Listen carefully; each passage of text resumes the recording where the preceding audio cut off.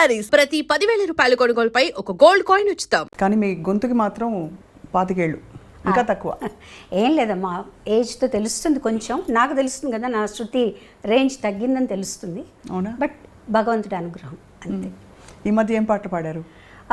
సినిమాల్లో ఎక్కువ సినిమాల్లో అసలు పాడట్లేదనే చెప్పాలి. బట్ ప్రైవేట్ ఆల్బమ్స్ వాటిలో పాడుతున్నాను. అన్నమాచార్య కీర్తనలు అవి ఈ మధ్యనే పాడడం జరిగింది కొన్నిటికి. ఏదో ఒకటి ఇటు డివోషనల్ కానీ లేకపోతే ప్రోగ్రామ్స్ కానీ అలా పాడుతూనే ఉన్నాను. ఎస్పి శైలజ గారి పాటలంటే ఆ లిస్ట్ ఆఫ్ టాప్ 30 సాంగ్స్ అవి ఎప్పటికీ గుర్తుండిపోయే మంచి మంచి పాటలు పాడారు మీరు. Thank you. సో అంటే అవి యాదృచ్ఛికమా అలాంటి పాటలు మీకు రావడం, మీరు పాడాక వాటికి ఆ బరువు వచ్చిందని? అట్లా ఏం లేదమ్మా, నిజంగానే యాదృచ్ఛికం అనే చెప్పాలి. ఎందుకంటే నేను ఫీల్డ్లోకి రావడమే యాదృచ్ఛికం. నేను అసలు ఒక సింగర్ని అవుతానని, కానీ ఇంట్లో కూడా పెద్ద ఎక్స్పెక్టేషన్స్ ఎవరికీ లేవు. బట్ మా మదర్కి మటుకు ఉండేదన్నమాట. అంటే మిగతా సిస్టర్స్ అందరూ మ్యూజిక్ నేర్చుకున్నారు ఇంట్లో. అవును. సో అమ్మకి ఏంటంటే ఒక్క పిల్లైనా ఒక్క పాట పాడితే బాగుండే సినిమాలో అని. బట్ నాన్నగారేమో కొంచెం స్ట్రిక్ట్గా ఉండేవారు. ఆడపిల్లలు పెద్దక్కలందరూ నేర్చుకున్నారు మ్యూజిక్. అంటే పాడకూడదా, సినిమాల్లో పాడకూడదా?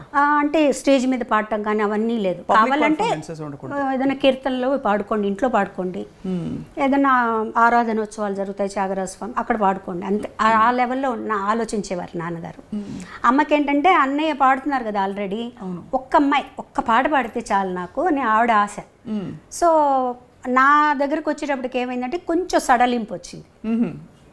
అంటే స్కూల్ ద్వారా వచ్చింది. స్కూల్లో కాంపిటీషన్స్లో పాడటం, ప్రైజులు రావటం. అవును. సో అమ్మ అది బాగా ఎంకరేజ్ చేసేవారు. అంటే కాంపిటీషన్స్ వరకు నాన్న ఒప్పుకునేవారు, కానీ ప్రోగ్రామ్స్కి వెళ్ళటం, స్టేజ్ మీద పాడటం ఒప్పుకునేవారు కాదు. నాన్నగారికి తెలియకుండా పంపించేవారు అమ్మ. నేను కూడా అది పెద్ద సీరియస్గా తీసుకోలేదు. ఏదో పాడుతున్నాను తెలుసు, పాటలు నేర్చుకోవడం ఇష్టం. పెద్ద మనకి వెసులుబాటు కూడా ఉండేది కాదు. అంటే టేప్ రికార్డర్స్ అలా కాకుండా నేను రేడియోలో వినడం, అక్కయ్య దాన్ని నాకు చెప్పడం, రాసుకోవటం, అట్లా నేర్చుకున్నాను నేను. ఎలాంటి పాటలు అప్పుడు నేర్చుకునేవి? అప్పుడు ఎక్కువగా సుశీల్ గారి పాటలే. అసలు రేపల్లె వేచను, రాధకు నీ వేరే ప్రాణం, ఇవన్నీ అన్నమాట. నీ దయ రాధ, పూజలో సాంగ్స్ అన్నీ సుశీల్ గారి పాటలు, అందరి పాటలు నేర్చుకునేదాన్ని. ఒక పెద్ద చేంజ్ ఏంటంటే అప్పుడు యాదోంకి బారాత్ రిలీజ్ అయింది. ఆ పాటలు అసలు ఎక్కడికో తీసుకెళ్ళిపోయాయి. ఇలా కూడా చేంజ్గా ఉంటున్న పాటలు అంతే తప్పించి నేను సినిమాల్లో పాడాలి అనే ఉద్దేశం అయితే నాకు లేదు. అంటే అనుకున్నా మహా అయితే ఒక పాట పాడతానేమో, అంతే. చదువు మీద, కాంపిటీషన్స్ మీద, వీటి మీదే జాస్ ఉండేదన్నమాట. తర్వాత స్పోర్ట్స్లో ఉండేదాన్ని నేను. నేను ఖోఖోలో స్టేట్ సెలెక్ట్ అయ్యాను అనమాట. సో వాటి మీద ఇంట్రెస్ట్ ఉండేది. అవి ఎప్పుడు ఆంక్షలు లేవా? ఆడపిల్లలు స్పోర్ట్స్ ఆడడం ఏంటి? అది కూడా అంటే మాది ఆడపిల్లల స్కూలే కదండి. ఓన్లీ అబ్బాయిలతో ఏం లేదు, అమ్మాయిలతోనే, ఆడపిల్లల స్కూల్స్తోనే కాంపిటీషన్స్ ఉండేవి. అందుకని నాన్నగారు దానికి ఏమనేవారు కాదు. సెలెక్షన్స్ అప్పుడు మటుకు కొంచెం భయపడ్డారు. ఏలూరులో సెలెక్షన్స్ అయింది, స్టేట్ సెలెక్షన్స్. అప్పుడు ఎలా పంపించాలి అని టీచర్లు అందరూ వచ్చి, పర్వాలేదు మేము తీసుకెళ్తామని చెప్పి జాగ్రత్తగా తీసుకెళ్లారు. మా కజిన్స్ ఉన్నారు ఏలూరులో, అక్కడే ఉండాలి అని అన్నీ చెప్పి మొత్తానికి సెలెక్ట్ అయ్యాను నేను. ఆంధ్ర నుంచి నేను ఒక్కదాన్ని స్టేట్ సెలెక్షన్లో నెల్లూరు డిస్ట్రిక్ట్ నుంచి నేను సెలెక్ట్ అయ్యాను అనమాట. అంత ఖోఖోకి. సరే, అప్పుడు యాక్చువల్గా ఇంకా నేను నేషనల్ సెలెక్షన్కి వెళ్ళాలి. సో అదే టైంకి నాకు ఫస్ట్ పాట పాడే ఛాన్స్ వచ్చింది. ఆట కాదు పాట దీంట్లోకి వచ్చాను అనమాట. అట్లా జరిగింది. అది కూడా నేను ఒక్క పాట పాడతానని అనుకున్నా. మళ్ళీ వెనక్కి వచ్చేస్తాను, 9th స్టాండర్డ్ ఫినిష్ చేయాలి, 10th చదవాలి, చదువుకోవాలి అనే ధ్యాస, ఆటల మీద ధ్యాస ఎక్కువ ఉండేది. అలా వచ్చిన దాన్ని ఇక్కడ స్థిరపడిపోయాను. అప్పట్లో మీరు పాడుతున్నప్పుడు అన్నయ్య మీ పాట విని ఎలా స్పందించేవారు? కరెక్ట్ చేసేవారా? నాన్నగారు కరెక్ట్ చేసేవారా మీ పాటని? గమకం ఇలా వనాలమ్మా, లేకపోతే ఇది ఇంకా ఈ శృతిలో ఇలా పాడాలని చెప్పి? కానీ నాన్నగారు పెద్దగా ఏ కరెక్షన్ అంటే అంతగా వినేవారు కాదు. అప్పట్లో ఏదన్నా వస్తే రేడియోలో రావటం, లేదంటే మేము రికార్డ్ చేసుకొని చెన్నై నుంచి నెల్లూరు వెళ్ళి నాన్నగారికి వినిపించడం మేము వెళ్ళినప్పుడు అలాగే జరిగేది అనమాట. సో అన్నయ్య మటుకు చెప్పేవారు. నేను పాడిన వేరే పాటలు కూడా విని ఎక్కువగా నాకు నా మీద సుశీల్ గారి ఇన్ఫ్లుయెన్స్ ఉండేది విపరీతంగా. ఆ స్పష్టత తెలుస్తుంది పలుకులో, చాలా ఉండేదన్నమాట. సో ఎప్పుడు నన్ను హెచ్చరిస్తూ ఉండేవారు అన్నయ్య, నువ్వు సుశీల్ గారి లాగా పాడావంటే మటుకు ఉండలేవు ఇండస్ట్రీలో.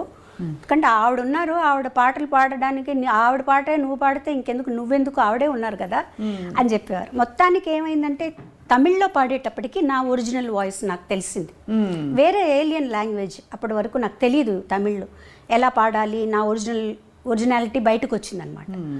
సో అప్పుడు లక్కీగా ఏంటంటే ఈ జానపదం టైప్ సాంగ్స్ మనం రావటం వల్ల ఆ ఛాయలు కొంచెం తగ్గాయి. అయినా కంప్లీట్గా పోయాయని నేను చెప్పను, ఆవిడ ఇన్ఫ్లుయెన్స్ నా జన్మాంతరం నా మీద ఉంటుంది. సో అది మటుకు చెప్పేవారు. తర్వాత ఎక్స్ప్రెషన్స్ ఇవ్వాలని చెప్పేవారు. కంపోజ్ చేస్తారు అన్నీ ఓకే, నువ్వేం చేస్తావు దానికి, నీ ఎక్స్ప్రెషన్స్ ఇవ్వాలి ఆ పాటలో. లేకపోతే అక్కడ వాళ్ళు యాక్ట్ చేస్తారు ఓకే, ఆ పాట బ్లాండ్గా ఉందనుకో వాళ్ళు మటుకు ఏం చేస్తారు, ఆ పాట నువ్వు అనుభవించి నువ్వు కూడా కొంచెం నటించాల్సి ఉంటుంది. ఈ రకంగా చెప్పి, లేకపోతే మొట్టమొదటి పాటలు వింటే చాలా స్ట్రెయిట్గా బ్లాండ్గా ఉంటాయి పాటలన్నీ. కానీ అప్పట్లో అంత ఇన్సిస్టెన్స్ కూడా తక్కువ ఉండేది కదా. అంటే మనకి ఉదాహరణకి లీల గారి పాటలు, తర్వాత సుశీలమ్మ, జానకమ్మ ఆ జనరేషన్లో కొంచెం ఎక్స్ప్రెషన్ ఎక్కువ వచ్చింది. కానీ అంతకుముందు ఇలాంటి ఎక్స్ప్రెషన్ అయితే లేదు, వేరే విధంగా. ఎందుకంటే అది డ్రామాల నుంచి వచ్చారు కదండి, స్టేజ్ నుంచి వచ్చారు. అవును, వాల్యూమ్ ఎక్కువ. అవును, వాల్యూమ్ మీదే ఉండేది పాట అంతా, వాళ్ళకి భావం మీద తక్కువ. ఒక రకంగా భావం మనకి ఆ భావం రావాలి అంటే ఘంటసాల గారు, జానకి గారి దగ్గర నుంచే వచ్చింది ఆ భావాన్ని తీసుకొచ్చి. సుశీల్ గారి వాయిస్కి భావం అక్కర్లేదు అసలు, ఆవిడ గొంతుకు అలాగే ఏ భావమైనా పలికేస్తుంది అనమాట. సో వాటి నుంచి నెమ్మదిగా దాటుకుంటూ ఎలా దాటుకోవాలి, మైక్ సెన్స్, మైక్ వాయిస్ని ఎంతలా ఉపయోగించుకోవాలి, మైక్ ముందు ఎలా పాడాలి, స్టేజ్లో మైక్ ముందు ఎలా పాడాలి, ఇవన్నీ వీళ్ళందరినీ చూసి నేర్చుకున్నాను. మీరు పాడే టైంకి కూడా ట్రాక్ సిస్టమ్ ఉండిందా, లేక కొంత నేను లేదండి, ట్రాక్ లేదు, లైవ్. అంటే సింగిల్ టేక్ ఆర్టిస్టులు అందరూ కలిసి వాయించడం అంతే. మళ్ళీ ఒక తప్పు చేస్తే అందరూ వాయించారు. చాలా కష్టం అంటే అది ఆ స్కూల్ అలవాటు అయిపోయిన తర్వాత మిగతా చాలా ఈజీ అనిపిస్తాయి. ట్రాక్ పాడడం ఈజీ అనిపిస్తుంది. ఎందుకంటే అక్కడ చాలా జాగ్రత్తగా ఒక 30 పీస్ ఆర్కెస్ట్రా ఉందనుకోండి, పక్కన కో ఆర్టిస్ట్ ఇంకో చోటుకి వెళ్ళాలనుకోండి, ఇవన్నీ దగ్గర పెట్టుకోవాలి మనం. సో ఆ స్ట్రెస్ కూడా ఉంటుంది. అమ్మో నేను తప్పు చేస్తే అంత ఆగిపోతుంది, అన్నీ మొదటి నుంచి మొదలు పెట్టాలి అని చెప్పి చాలా జాగ్రత్తగా. బట్ మీరు బాగా గమనిస్తే వాటికి ఉండే ఏమంటారు ఆ క్లారిటీ, ఆ పాటల్లో ఉండే క్లారిటీ మీకు ట్రాక్ సిస్టమ్స్ అవన్నీ వచ్చేసాక అంత క్లారిటీ లేదు చూడండి. అవును, అది డెఫినెట్గా ఉంటుంది. తర్వాత పోటీ ఉంటుంది, పాడాలి, ఇంకా ఇంప్రూవ్ చేయాలి, పక్క వాళ్ళు ఏం పాడుతున్నారు, వాళ్ళు ఎలాంటి ఎక్స్ప్రెషన్స్ ఇస్తున్నారు, మనం ఎలాంటివి ఇవ్వాలి అనే పోటీ. మీరు వసంత గారు కలిసి పాడారు కదా అప్పుడు పాట, ఫస్ట్ సాంగ్ అదే. ఫస్ట్ సాంగ్ మీరు కలిసి, యాక్చువల్లీ మీరు హైదరాబాద్ వస్తే మళ్ళీ మిమ్మల్ని తిరిగి కాంపిటీషన్కి వచ్చాను హైదరాబాద్కి, all India some singers competition. మన చిత్తరంజన్ గారే దానికి జడ్జిగా వచ్చారు. ఆ రోజు పాడేసి లక్కీగా నేను వసంత ఇద్దరం పాడేసి ట్రైన్ ఎక్కాము. ఇద్దరు కలిసి పాడారా? లేదు, తను ఒక సాంగ్ నేను ఒక సాంగ్. తనకు ఫస్ట్ ప్రైజ్, నాకు సెకండ్ ప్రైజ్ వచ్చింది ఆ కాంపిటీషన్. తనేమో రారయ్యా పోయిన వాళ్ళు అని గాజులకి స్టైల్లో ఒక పాట పాడింది. నేను ఏం పాడానో నాకు అంతగా గుర్తులేదు, రాధకు నివేర ప్రాణమే పాడాను అనుకుంటానండి. సో అది పాడిన తర్వాత మధ్యాహ్నానికి మాకు అప్పుడు ఫోన్లు ఎవరింటికో తెలిసిన వాళ్ళ ఇంటికి ఫోన్ చేసి అన్నయ్య పిల్లలిద్దరిని ట్రైన్ ఎక్కించి మార్నింగ్ కల్లా చెన్నైలో ఉండేటట్టు చేయమన్నారు అనమాట. సో ఆ కాంపిటీషన్ పాడి ట్రైన్ ఎక్కి వచ్చేసాం.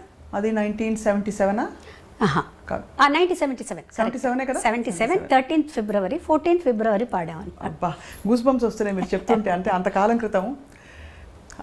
సో అప్పుడు లలిత సంగీతం బాగా ప్రాచుర్యంలో ఉంది. అవునండి. విడిగా నేర్చుకోవడం అలా ఉండిందండి? అంటే లలిత సంగీతం అవన్నీ ఏదైనా మంచి పాటలు ఉన్నాయి. ఇప్పుడు కచేరీలు చేసేటప్పుడు అప్పుడు లలిత సంగీతం కూడా పాడేవాళ్ళు. సినిమా పాటలతో పాటు లలిత సంగీతాలు పాడేవాళ్ళం, అందరూ పాడేవాళ్ళు, కో సింగర్స్ అందరూ. సో ఆ లెక్కగా నేర్చుకున్నాను అనమాట కొన్ని పాటలు. ఒక్క పాట గుర్తు చేసుకోగలుగుతారా? ఒక పల్లవి. లలిత సంగీతమా? మీ ఇష్టమైన పాట. లలిత సంగీతం ముఖ్యంగా ఎందుకంటే అది మనకి తరచుగా వినిపించదు. ఇది యాక్చువల్గా నేను పాడే ఈ లలిత సంగీతం ఏంటంటే చాలా ప్రాచుర్యం పొందింది, కానీ ఎవరు రాశారు, ఎవరు కంపోజ్ చేశారని తెలియదు. మా సిస్టర్ రాసింది, తనే కంపోజ్ చేసింది అనమాట. ఇది అప్పుడు డీడీలో వచ్చింది, నేను అన్నయ్య గారు పాడేటప్పుడు అన్నమాట. నిన్ను పిలిచాను వెదకి అలిశాను, అయినా కానరాకున్నావు నీవు. నిన్ను పిలిచాను వెదకి అలిశాను, అయినా కానరాకున్నావు నీవు. మురళిని మ్రోగించు జాలిని చూపించు, మురళిని మ్రోగించు జాలిని చూపించు, పాలించి కరుణ చూపించు, నన్ను లాలించి పాలించి కరుణ చూపించు, నిన్ను పిలిచాను వెదకి అలిచాను, అయినా కానరాకున్నావు నీవు. మీరే గుర్తుపెట్టుకున్నారు చక్కగా. ఎంత చక్కటి పాట, ఎలా మర్చిపోతామండి ఈ పాట. మేము పెరుగుతున్నప్పుడు ఈ పాటలన్నీ కూడా వినికిడి మీద చాలా ఇష్టమైన, ఇప్పటికీ ఈ మధ్యలో కూడా టెలికాస్ట్ అవుతుంది. నిత్య సంతోషన్ గారు ఫోన్ చేశారు, అది ఎవరు రాశారో కొంచెం చెప్తారా లిరిక్స్ అంటే, మా సిస్టర్ ద్వారా పంపించామన్నమాట అది. సో అలా పాట ప్రయాణం మొదలై మీరు పాటకే ఖోఖో కాదని చెప్పి ఇటు మళ్ళీపోయారు. ఖోఖోని మిస్ అయ్యారా కొంచెం? అయ్యో వెళ్ళి ఆడాలి. డెఫినెట్గా స్కూల్ మిస్ అయ్యాను నేను. అంటే 9th మధ్యలోనే వచ్చేసాను. వచ్చేసిన తర్వాత ఇంకా ఒక తమిళ్లోకి వచ్చేసిన తర్వాత కొంచెం తమిళ్లో ఎక్కువ బిజీ అయిపోయాను నేను. సో అప్పుడు 9th మధ్యలో ఆపేసి రావాల్సి వచ్చిందనమాట. తర్వాత 10th ప్రైవేట్గా రాసి చదివాను. బట్ ఆ స్కూల్ అట్మాస్ఫియర్, కాలేజ్ అట్మాస్ఫియర్ ఇవేవి తెలియవు నాకు. బట్ ఎలా అయినా డిగ్రీ చేయాలని ఒక ఆశ. అవును. తర్వాత మళ్ళీ ఒక 5 years తర్వాత డిగ్రీ ఫినిష్ చేశాను. శైలజ గారు, మిమ్మల్ని ఎప్పుడు చూసినా అప్పటి నుంచి ఇప్పటిదాకా మీరు పాటలు పాడిన తీరు, ఇప్పుడు లాస్ట్ ఇంటర్వ్యూ మనం చేసినప్పుడు చాలా పద్ధతైన పెంపకం కొట్టొచ్చినట్టు కనిపిస్తుంది. ఎవరి ప్రభావం? అన్నయ్య ప్రభావం లేకపోతే నాన్నగారు అమ్మగారు అలా చెప్పించి? ఎక్కువ చెప్పాలంటే అమ్మగారు, ముగ్గురిది ప్రభావం ఉందండి. ముందు అమ్మగారు ఎంత మనకి స్వాతంత్రం ఇస్తారో అంత స్ట్రిక్ట్గా ఉండేవారు. దాన్ని మీరు ఉపయోగించుకోండి తప్పించి దాన్ని నిరుపయోగం చేసుకోకూడదు. నేను ఇచ్చే స్వాతంత్రాన్ని దాన్ని చక్కగా ఉపయోగించుకోండి, అంతేగాని ఓవర్గా ఇవన్నీ ఉండకూడదు. పద్ధతిగా అలా ఉండాలి. ఉదాహరణకి అంటే కట్టుబొట్టు అలాగా? కట్టుబొట్టు అలాగే. అంటే ఎంత అమ్మ అంటే, మేము స్కూల్కి వచ్చాక 2 జడలు వేసుకోవడం, స్కూల్లో తప్పనిసరి కాబట్టి వేసుకునేవాళ్ళం. మా అక్కయ్యలు 2 జడలు కూడా వేసుకోకూడదు, 1 జడ వేసుకోవాలి. 2 జడలు కంటే 1 జడ ఇంకా పద్ధతి అలా ఉండేవాళ్ళమాట. మా దగ్గరకు వచ్చినప్పుడు స్కూల్కి కంపల్సరీగా ఇలా కట్టుకొని వెళ్ళాలి, 2 జడలు కట్టుకుని వెళ్ళాలి. సో అది అలవాటు అయిపోయింది, అలా ఉండేది. తర్వాత సినిమాలు కూడా మా అమ్మగారు, నాన్నగారు, మా నాన్నగారు అస్సలు సినిమాలు చూడరు. మా అమ్మగారు బయటికి రారు. ఎప్పుడన్నా ఏదన్నా సినిమా బాగుంది అంటే చూసి ఎవరన్నా వచ్చి చెప్తే ఈ సినిమా చూడొచ్చు అంటే మమ్మల్ని పంపించేవాళ్ళు. ఓహో, సినిమాలు చూడడం కూడా. తర్వాత కొంచెం మా జనరేషన్ వచ్చేటప్పటికి మేము కొంచెం స్వాతంత్రం వచ్చిందనమాట. మా అక్కయ్య వాళ్ళనైతే అసలు కొన్ని సినిమాలకి వెళ్ళకూడదు, ఏంటంటే అందులో వర్షంలో తడుస్తారట హీరో హీరోయిన్. సో అలా ఉండేది. బట్ చదువులో కానీ, ఆటల్లో కానీ, కాంపిటీషన్స్, పాటల్లో కానీ వీటన్నిటిలో ఎంకరేజ్ చేసేవారు. అన్ని కాంపిటీషన్స్కి పంపించేవారు. డ్రాయింగ్ కాంపిటీషన్ దగ్గర నుంచి తర్వాత జనరల్ నాలెడ్జ్ అన్నిటికీ పంపించేవారు అనమాట అమ్మ. ఆ విషయంలో మటుకు ఇది. తర్వాత ఏదైనా స్టేజ్ మీద నేను పాడుతాను అంటే మటుకు వద్దనేవారు కాదు. వెళ్ళు పాడు, ఆ స్టేజ్ ఫియర్ పోతుంది నీకు, ఎవరో ఒకరిని తోడిచ్చి పంపించి నాతో పాడించేవారు అనమాట. అది కూడా నాన్నగారికి అంత ఇష్టం ఉండేది కాదు. మరి ఎలా మేనేజ్ చేసి? అమ్మ మేనేజ్ చేసి తెలియకుండా పంపించేశారు. స్కూల్కి వెళ్ళిందనో ఎక్కడికో వెళ్ళిందనో అని చెప్పి పంపించేసేవారు అనమాట. వన్స్ అన్నయ్య సినిమాల్లోకి వచ్చిన తర్వాత కొంచెం బాలు సినిమాలో పాడుతున్నారు, వాళ్ళ కుటుంబం ఇట్లా అయిన తర్వాత అప్పుడు నాన్నగారు కూడా కొంచెం పర్వాలేదు, అబ్బాయి అక్కడ ఉన్నాడు కాబట్టి అన్నయ్యతోటే కచేరీలకు వెళ్ళేదాన్ని, 1-2 కచేరీలకు హాలిడేస్లో. తను ఉన్నాడు కాబట్టి పర్వాలేదు అని చెప్పి పంపించారనమాట. మొదటి పాట పాడుతా ఉంటే సరే వెళ్ళరండి. అప్పుడు కూడా అందులో చిన్నపిల్లలం కాబట్టి ఆయన పెద్ద మాకు ఏం అడ్డంకి చెప్పలేదు. నాన్నగారికి చెప్పే తీసుకెళ్లారనమాట సాంగ్కి. ఎందుకు అడిగాను ప్రత్యేకంగా అంటే, సాహిత్యాల విషయంలో కూడా కొంచెం ట్రెడిషనల్గా ఉండే ఇళ్లలో ఈ సాహిత్యం పాడద్దు, పాడించద్దు అని కూడా కొన్ని ఆంక్షలను చెప్పను, కానీ కొన్ని నియమాలు ఉంటాయి. సో ఆ నియమాలు అంటే ఉదాహరణకి రొమాంటిక్ డ్యూయట్స్ ఒక దశకంలో అయితే బాగా సాహిత్యాలు కొద్దిగా శృతి మించి కూడా మనం ఉన్నాయి, ఎప్పుడూ ఉన్నాయండి. అంటే మరీ ఇప్పుడు సపోజ్ నేను అన్నయ్య పాడుతున్నాను అనుకో, అసలు నేను అన్నయ్య డ్యూయట్ పాడేటప్పుడే నేను బుక్ ఇలా అడ్డం పెట్టుకుని పాడేదాన్ని. నాకు మొహమాటంగా ఉండేది చాలా. తర్వాత తను చెప్పేవాడు, ఇలా అయితే ఎలా పాడగలుగుతాం, అప్పటికి ఇంకా అంత పెద్దగా ట్రాక్ సిస్టమ్ లేదు కదా, అలా ఉంటే పాడొచ్చు, ఇద్దరం కలిసి పాడాల్సి వచ్చినప్పుడు నువ్వు అలా ఉండకూడదు, పాటగా తీసుకో అని. లక్కీగా ఏంటంటే మా ఇద్దరికి అలాంటి సాంగ్స్ రాలేదు. అవును, ఇద్దరికి అంత భయంకరమైన సాహిత్యం ఉన్నవి లేవు. ఒకవేళ 1-2 వచ్చినా కూడా తను ఏం చెప్పాడంటే మేము ఇద్దరం పాడడం, ఇది మీరు వేరే వాళ్ళ చేత పాడించేసాయి అని చెప్పేసావా? అబ్బా, అసలు మీ ఇద్దరం తను పాడదు, మీరు వేరే ఇంకెవరి చేతన్నా పాడించుకోండి అని చెప్పేసేవారనమాట. ఆ ఇబ్బంది ఎప్పుడు నాకు అంతగా రాలేదండి.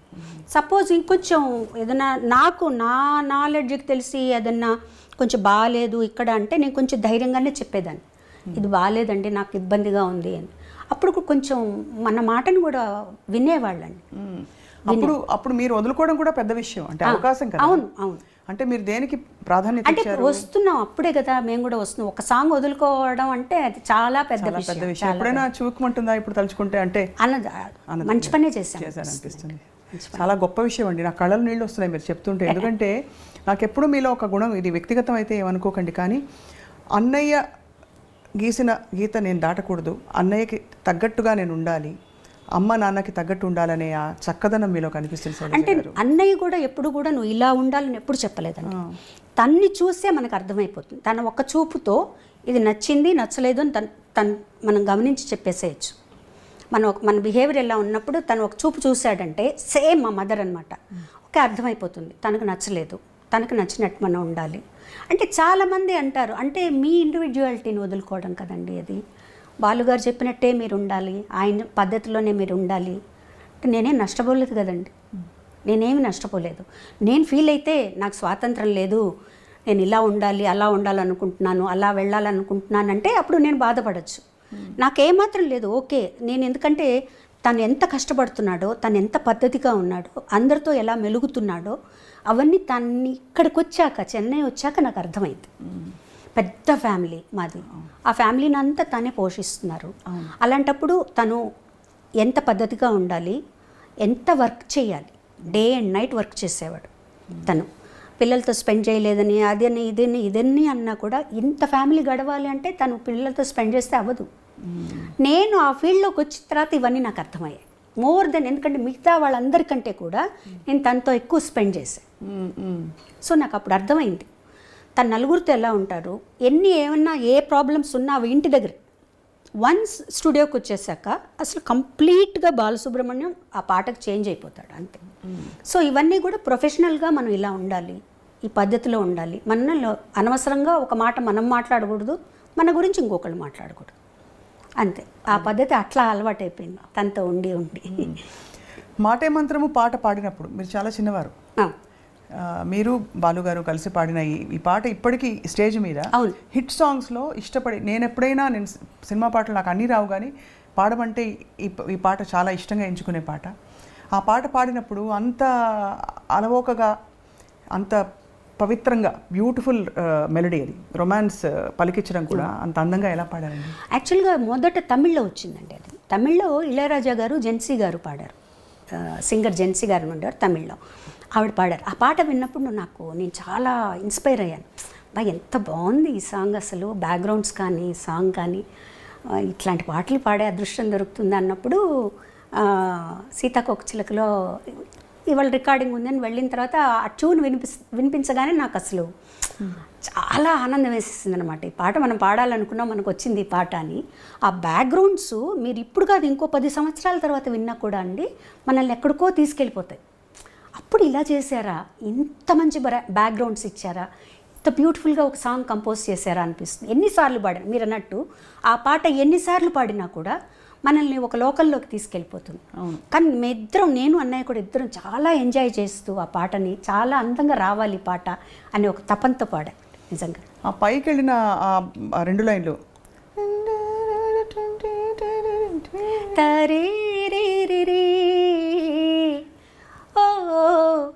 అదొకటి అందమైనది. ఇది ఒకటి థర్డ్ బ్యాక్గ్రౌండ్. ఆ పాటకంతా ఆయువు పట్టు 3వ బ్యాక్గ్రౌండ్ విజయం అది చాలా అద్భుతంగా ఉంటుందండి. అసలు అది బాగుంటుంది. దాని తర్వాత వచ్చే వైలిన్ బిట్టు అది కూడా అద్భుతంగా ఉంటుంది, చాలా బాగుంటుంది. నిజంగా ఎంజాయ్ చేస్తూ పాడాం. అది పెద్ద పీస్ ఆర్కెస్ట్రా, మళ్ళీ లైవ్లో చేసి అంతా లైవ్ బాబోయ్. అసలు మళ్ళీ మీరు చూడండి, నాకు అంటే అంత లైవ్తో పాడడం, పక్కన అందులో ఒక దిగ్గజం. అవును, ఎస్పి బాలుగారు. ఎంత అన్నయ్య అయితే కూడా అదే బాలుగారి కంటే కూడా అన్నయ్యగానే భయం ఎక్కువ అనమాట. ఎందుకంటే తను ఎలా పాడతాడు, తన క్యాలిబర్ ఏంటో అన్నీ తెలుసు నాకు కదా. పాటని ఇలా నేర్చుకొని పాడేస్తాడు తను. సో కనీసం మనం 50% పాడాలి తనకి మ్యాచ్ అవ్వాలంటే అనమాట.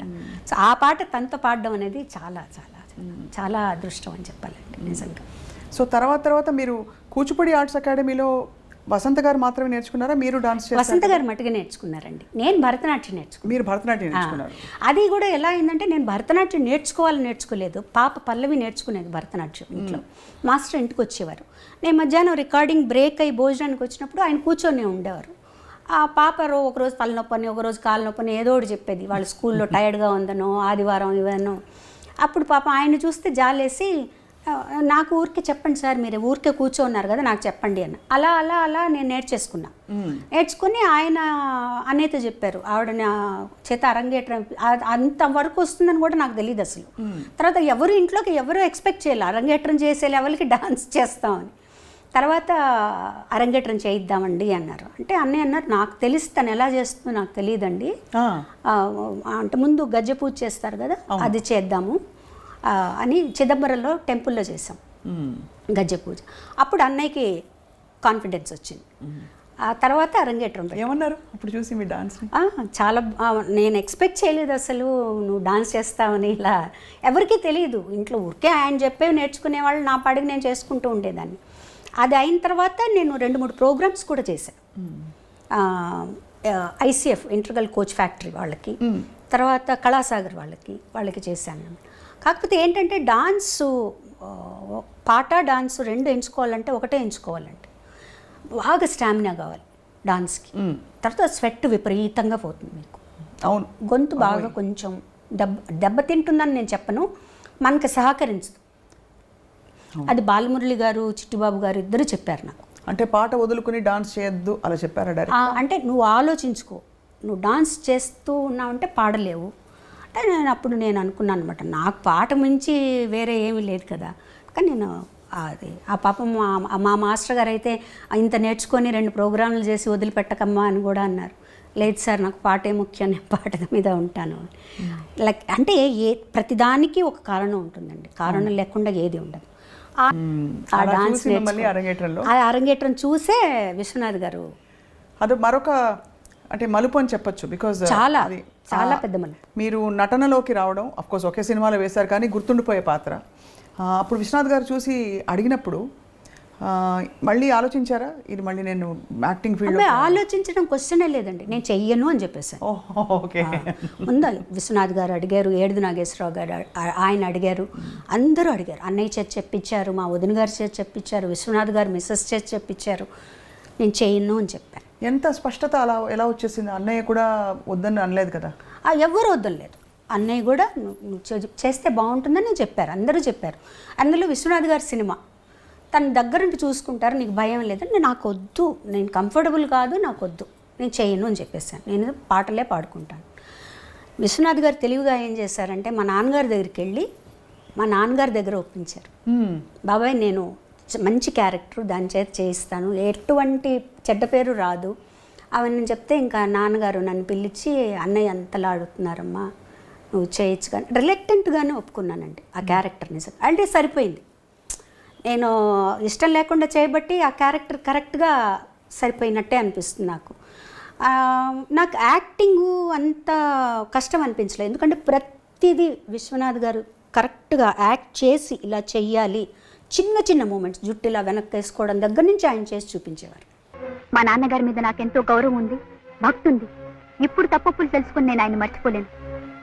అందుకే చెప్తున్నాను, నువ్వు నాతో వస్తావో ఇక్కడే ఉంటావో ఆలోచించు.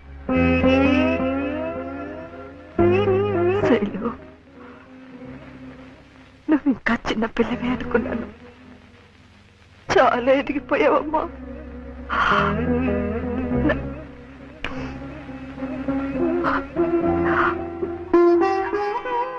నన్ను వదిలి వెళ్ళిపోతావా? మన ఇంటి గౌరవం మనల్ని వదిలి వెళ్ళిపోయే ముందు నేనైనా జాగ్రత్త పడ్డం మంచిది. అందుకే ఇప్పటికీ మించిపోయింది లేదు. ఎవరిని కావాలనుకుంటున్నావో ఆలోచించుకో.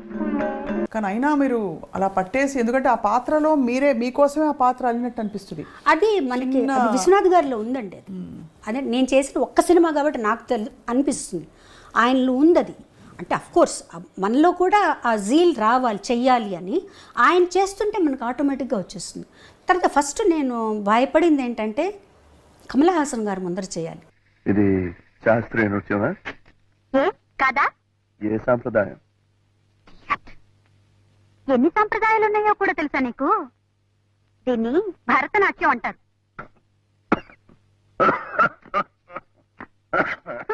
అమ్మో, అది నాకు అసలు నాకు వచ్చే ఆయన చెప్పినట్టు ఏదో కోతులు అవి గెంతులు వేస్తున్నట్టు భూతాలు దయ్యాలు అన్నట్టు ఆ నా డాన్స్ సినిమా డాన్స్కి సరిపోదు. ఎందుకంటే సినిమా డాన్స్లో అన్నీ మిక్స్ అవుతాయండి. కథక్కు అన్నీ మిక్స్ చేస్తారు. కూచిపూడి ఎక్కువగా ఉంటుంది శేషు మాస్టర్ గారికి డాన్స్లో. అందులో ఆ సినిమాకి 3 డాన్స్ మాస్టర్లు. సో ఇలా అందులో ఒక పాటకి శేషు మాస్టర్ గారు, ఒక పాటకి రఘురామ్ మాస్టర్ గారు. నాకు వేదానికి రఘురామ్ మాస్టర్ గారు, ఓం నమ శివాయకి శేషు మాస్టర్ గారు. శేషు మాస్టర్ గారు అయితే 1 వీక్ నాకు రిహార్సల్స్ ఇప్పించారు. అంటే పాట పెట్టి రిహార్సల్స్ ప్రాపర్గా ఫుల్ అంత రిహార్సల్ చేసి అంతా ఓకే చేసుకున్న తర్వాత సెట్కి వెళ్ళిపోయిన తర్వాత విశ్వనాథ్ గారు ఈ మూమెంట్ మార్చేద్దాం, ఆ మూమెంట్ ఇలా మార్చేద్దాం. నాకు భయం వచ్చేసేది, బాబోయ్ నేను చేయలేనేమో అని. కానీ చేయించారు, బాగా చేయించారు. నీకేం భయం లేదు, నువ్వు టైం తీసుకో అని. బట్ డాన్స్ కొంచెం కష్టపడ్డాను, కానీ నటన మటుకు విశ్వనాథ్ గారు చెప్పినట్టే చేశానండి. ఆయన ఎలా చెప్తే అలా చేశాను. ఏమిటి మమ్మీ ఉన్నట్టుండి ఎక్కడికి ప్రయాణం? డాక్టర్ తాతగారింటికి.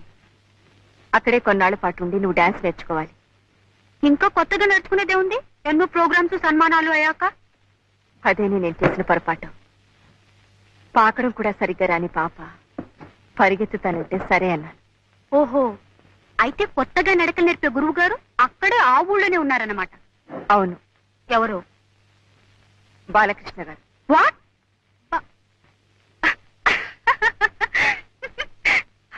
Are you joking?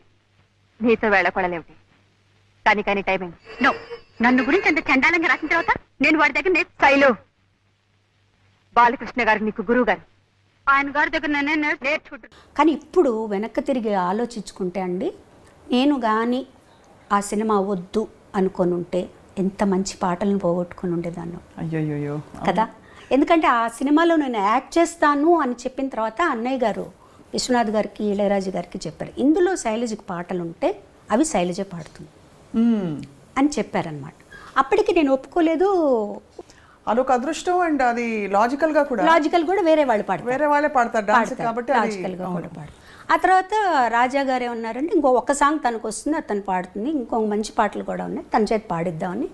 నాద వినోదము, వేవేల గోపెమ్మల, వేదం. బ్యూటిఫుల్ సాంగ్స్ నిజంగా. ఐ థింక్ రాబోయే 50 సంవత్సరాలు అసలు ఏమాత్రం ఇది ఇప్పుడే పుట్టిన పాటలాగా పాడుకుంటున్నారు. ఇప్పుడు కూడా అంతే కదండి. అవును. తర్వాత ఇంకోటి ఏంటంటే ఆ టైంలో ఆ పాటలు నా చేతి పాడించాల్సిన అవసరం లేదు వాళ్ళకి. సుశీల్ గారు ఉన్నారు, జానక్ గారు ఉన్నారు, వాణిజ్యరామ్ గారు ఉన్నారు. ఇంతమంది ఉన్నప్పుడు నా చేత ఇప్పుడు నేను పాడింది అనుకోండి, నా చేత పాడించవచ్చు. మిగతా పాటలు కూడా నా చేత పాడించాల్సిన అవసరం లేదు. అంత మంచి సాంగ్స్ వచ్చాయి నాకు. అసలు సాగర సంగమం అంటే నాకు ఆ సాంగ్స్ కోసమే నేను తర్వాత ఆలోచించుకున్నాను, యాక్టింగ్ అన్ని పక్కన పెట్టేద్దాం. అండ్ అది కూడా రికార్డింగ్కి వెళ్ళినప్పుడు మీరు ఇబ్బంది పడి భయపడ్డారు, మళ్ళీ నేర్చుకుని ప్రాక్టీస్ చేసుకురా. వేదం సాంగ్ అలాగే అయింది. అంటే అన్ని లైవ్ సాంగ్. వేదం లైవ్గా తీసామండి. లైవ్ అక్కడికి వెళ్ళి నేర్చుకున్నాం. అక్కడికి వెళ్ళి అప్పుడే నేర్చుకుని అప్పుడే పాడడం.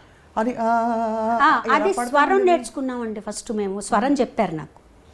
అసిస్టెంట్ గారు ఏం చేస్తారంటే, మా స్వరం పాడాలి, మీరు స్వరం నేర్చుకోమంటారు. నేను స్వరం పాడడం ఎప్పుడు ఈజీ, అకారం కంటే కదా. స్వరం పాడేశాను. మానిటర్లో విని ఇళయరాజా గారు అన్నారు, స్వరం కాదు నాకు ఆలాపన కావాలి అన్న. రావట్లేదు ఆ ఫాస్ట్నెస్కి ఆలాపన. నేను చాలా టెన్షన్ పడిపోయాను. అన్నయ్య వేరే చోటుకి వెళ్ళాలి, వాళ్ళు ఇంత మంచి పాట ఇచ్చారు, పాడుతా అసగం భయం.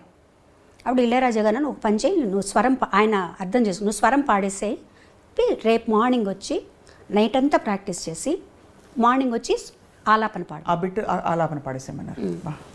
నైట్ అంతా ప్రాక్టీస్ చేసి మార్నింగ్ వెళ్తే ఎంత సులభంగా అనిపించిందో అసలు.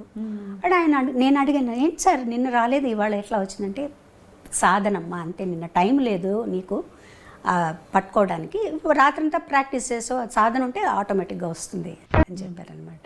సో అదొక మంచి ఎక్స్పీరియన్స్ నాకు. ఆ పాట రూమ్లోకి వెళ్ళి తలపేసుకొని ఇంకా అదే పని నాకు. ఎంత హై పిచ్ అండి వేవేల గోపమ్మల. అది కూడా రెండు చాలా హై పిచ్. ఆ హమ్మింగ్ తీసుకోవడం ఒకటి, అదే పాటకు మళ్ళీ యాక్ట్ చేయడం కూడా అంతే ఫాస్ట్లో వస్తుంది అమ్మాయి. ఆ హమ్మింగ్ పాడుకుంటూ వస్తుంది. అవును, అది ఒక టెన్షన్ నాకు డాన్స్లో ఆ పాటకి. అది మీరు యాక్ట్ చేస్తున్నప్పుడు ఎంత యాక్టింగ్ మీద ఆ షాట్ మీద దృష్టి ఉన్నా నా పాట వినిపిస్తోంది అనే ఒక మధ్య మధ్యలో ఇక్కడ ఎక్కడన్నా ఏమన్నా తప్పులు పాడనా సింగర్ కి తప్పదుగా ఎప్పుడు తప్పకుండా ఉంటుంది. ఎన్ని పాడినా ఎంత చేసినా మళ్ళీ అక్కడ ఆ టెన్షన్ ఉంటుంది మనకి. కానీ ఇట్స్ ఒక గ్రేట్ ఎక్స్పీరియన్స్ అంటే నిజంగా సాగర సంగమం అనేది నాకు ఒక చిరునామా నిజంగా. ఇప్పుడు వెనక్కి తిరిగి చూసుకుంటే ఒక ఈ టైంకి యాక్చువల్లీ అంటే మామూలుగా మనకి మన జీవితం గురించి ఒక ఐడియా ఉంటుంది, మనం ఇలా ఉండాలి, ఇలా ఇది అవ్వబోతున్నా నేను అని. ఆ పాటకి మీకు మైండ్లో బాగా సెట్ అయిపోయి ఉంటుంది, అంటే మీరు సింగర్ అయిపోయారని. అప్పటికే చాలా పాటలు పాడారు, but singing is my life and my career అని ఆ క్షణం ఏ క్షణంలో మీకు అర్థమైంది? ఊరికే ఒకటి అర పాటలు వస్తూ అవకాశాలు వస్తూ పాడడం అది ఓకే, బట్ నేను పాట కోసమే పుట్టాను, పాట మాట నాకు అని చెప్పి ఎప్పుడు అర్థమైంది? నాకు వన్స్ నేను ఎక్స్పెక్ట్ చేయని విధంగా, ఇప్పుడంటే మనం నెలకి నేను 2 పాటలు పాడానండి, 3 పాటలు పాడానని చెప్పుకుంటున్నాం. నేను ఎక్స్పెక్ట్ చేయని విధంగా ఒక రోజు 7 పాటలు పాడాను. ఒక రోజు 7 పాటలు పాడాను. ఒక నెలలో 30 పాటలు పాడాను. సో ఇలా ఉన్నప్పుడు నాకే ఆశ్చర్యం వేసే, అసలు నా చేతి ఇలా పాడిస్తున్నారు వీళ్ళు. అంటే నాకెప్పుడు నా మీద నాకు ఒక తక్కువ అభిప్రాయం ఇప్పుడు ఉంది, ఎప్పుడు ఉంటుంది అది. అంటే ఒక సింగర్కి ఉండవలసిన లక్షణాల కంటే కూడా ఎక్కువ అభిమానం వచ్చేసిందేమో నా మీద జనాలకి అనే, ఇది నా క్యాలిబర్ ఇంతేనేమో. ఎందుకు అనిపించింది అలాగా? అంటే ఎందుకు అనిపించింది అంటే ముఖ్యంగా సాగర సంగమంలో పాట నేను ఇది పాడలేకపోయానే అని, కొన్ని పాటలు పాడలేకపోయినప్పుడు అట్లా అనిపించేది అనమాట. మళ్ళీ తర్వాత కొంతమంది సింగర్స్ కొన్ని చెప్పేవాళ్ళు, లైక్ యేసుదాస్ గారు, వీళ్ళందరూ అనేవాళ్ళు ఎప్పుడు అలా ఇన్ఫీరియారిటీ కాంప్లెక్స్ ఉండకూడదు. నీకు ఒక సాంగ్ వస్తుందంటే అది నీ వల్ల వస్తుందా? కాదు, భగవంతుడు పంపిస్తున్నాడు, ఈ పాట అమ్మాయికి ఇవ్వాలి అని, అంతే పాడాలి. మనకి ఇచ్చింది మనం వదులుకోకూడదు. మనం అన్నయ్యకి కూడా చెప్పేవారు ఆయన. అన్నయ్య కూడా ఇదే ఆలోచనలో ఉండేవారు, నాకు రావాల్సిన దానికంటే ఎక్కువ వచ్చేసిందేమో, పేరు ప్రఖ్యాతులు, నేను ఇంకా సాధన చేయాలేమో, ఇవన్నీ ఉండేవి అనమాట. ఆయన చెప్పేవారు ఎప్పుడు అలా అనుకోవద్దు, మీకు ఈ పాటలు ఎందుకు వస్తున్నాయి, వాళ్ళు ఏమైనా ఊరికే పిలిచి మీరేమైనా వాళ్ళకి ఏమైనా లంచాలు ఇస్తే వస్తున్నాయా? రావట్లేదు కదా. వాళ్ళు తలుచుకొని పాట తలుచుకోగానే మీ పేరు గుర్తొస్తుంది. ఇంతమంది సింగర్స్లో మిమ్మల్ని మీ పేరు ఎందుకు గుర్తొస్తుంది? ఈ పాట మీది, అట్లా అనుకోండి. ఆ తర్వాత నేను తమిళ్లో చాలా బిజీ అయిపోయాను. தமிழ்ல என்னென்ன பாடிருக்கீங்க? நிறைய பாடிருக்கேன் தமிழ்ல. எனக்கு தமிழ் பாட்டு ரொம்ப தெரியாது, மன்னிச்சிடுங்க. ஏதாவது ஒரு నా మొదలు పాడిన ఫస్ట్ పాడిన పాట ఇళయరాజా గారిది ఎలా జరిగిందంటే, ఆయన ఆడిషన్కి పిలిచారు నన్ను. పిలిచి ఆయన ఇన్ఛార్జి శ్రీనివాసన్ గారు ఉండేవారు, అన్నయ్యకి కూడా ఆర్కెస్ట్రాకి అతనే ఇన్ఛార్జ్. అతను వెళ్ళి చెప్పారనమాట ఇళయరాజా గారితో, ఇట్లా బాలు సిస్టర్ కచేరీలో పాడుతోంది, ఎందుకంటే రాజా గారు కూడా అన్నయ్యతో కచేరీలో పాడారు కదా, పాడుతోంది, నువ్వు పాడిస్తే బాగుంటుందేమో అంటే బాగుంటుంది కానీ బాగాలేదు అనుకో, అప్పుడు నేను పాడించకపోతే బాలు ఏమన్నా అనుకుంటాడేమో, తను సరిగ్గా పాడలేకపోతే అని అన్నారట. అట్లా వద్దు, నువ్వు ఆడిషన్ చేయి, నీకు నచ్చితేనే పాడించు అన్నారు. మీకు కూడా ఆడిషన్? నేను